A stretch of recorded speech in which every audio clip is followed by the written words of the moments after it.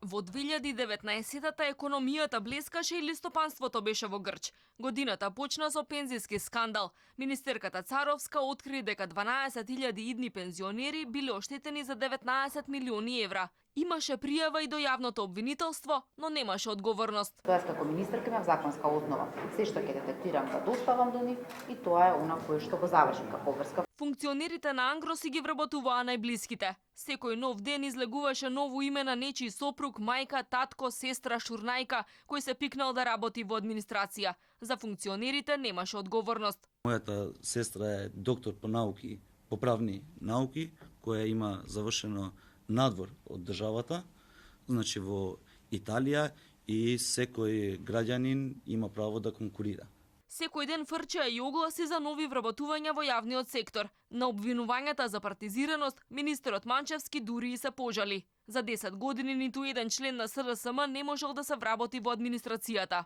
За нас беше забрането и во јавен и во приватен сектор било кој што членска книжка на СДСМ се вработи. Бизнисот се жалеше и на воведувањето прогресивен данок, и на сивата економија, и на ниското ниво на капитални инвестиции. Заклучно со ноември годинава реализацијата на клучните проекти достигна едва и 50% од планираното. Треба се заселат напорите на тие што носат одлуки за инвестирање. Странските инвестиции потврлија. За 9 месеци влегоа едва и 131 милиони евра. Германските инвеститори ја оценија владата со 0. Ниедно предпријатие, ниедна компанија не рекла добро. 0. Веќе следниот ден, по средбата со вице-премиерот, експресно ги ублажија ставовите. 50% од нив беа задоволни, имаше некои од нив што не беа задоволни. Многу од градоначалниците недомакински трошеа. Градоначалникот на Струга ги урна сите рекорди, кога купи 4 коли, од кои едно Ауди од 70.000 евра.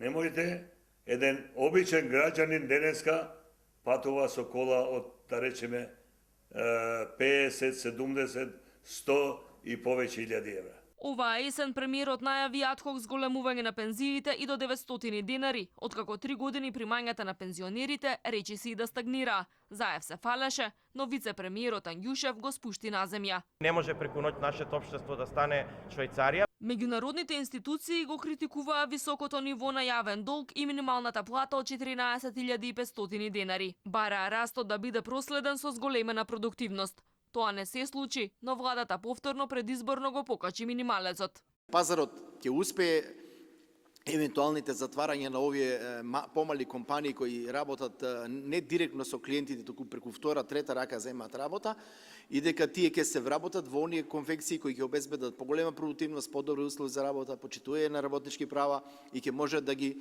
прифатат тие евентуално луѓе кои би останале без работа.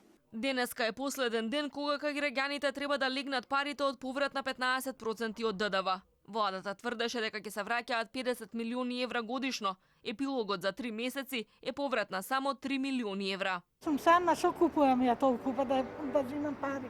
Незадоволни од политиките протестираа речиси сите. Земјоделци, пазарџи, вработените во здравството, културата, наставниците, синдикалците.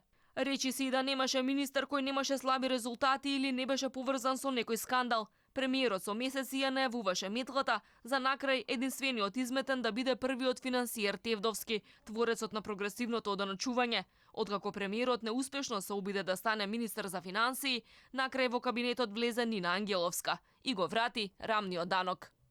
Ова е сосема успешна реформа, најважното од се, тоа мора да го потенцираме, е дека овие практично пари се користат за сериозно зголемени социјални трансфери. 50% помалку се собрале од она што би требало да се соберат ако субјектите се однесувале како што се однесувале во претходната година. Годината изминува, буџетот се докрајчува или што би рекол премиерот: ако баклавата е изедена, типсијата 100. Се е јасно. Се е јасно, само njega нема.